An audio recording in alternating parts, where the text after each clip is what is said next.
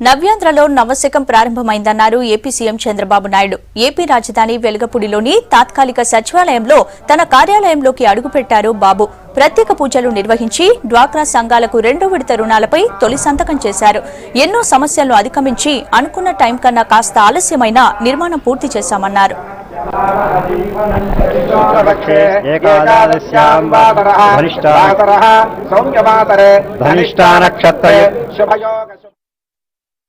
నూతన శకం ప్రారంభమైంది.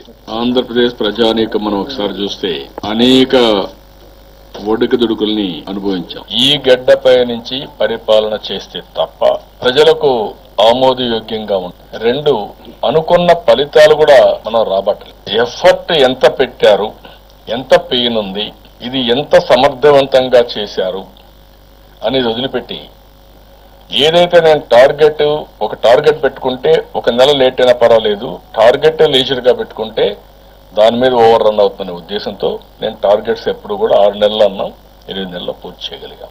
ఇది ఒక చరిత్ర. ఇది గ్రీన్ ఫీల్డ్, ఇక్కడ ఏమీ లేవు. మంచినీళ్ళు కూడా కావాలంటే బయట నుంచి తెచ్చుకోవాలి ఇక్కడికి, అది కదా పరిస్థితి. నీళ్ళు కూడా లేవు కదా ఇక్కడ. అలాంటి దగ్గర నుంచి మంచినీళ్ళ దగ్గర నుంచి అన్ని తెచ్చుకొని ఇక్కడ ఈరోజు మనం ప్రారంభించాం. 8 నెలల్లో మనం ఒక రియాలిటీ చేశాం.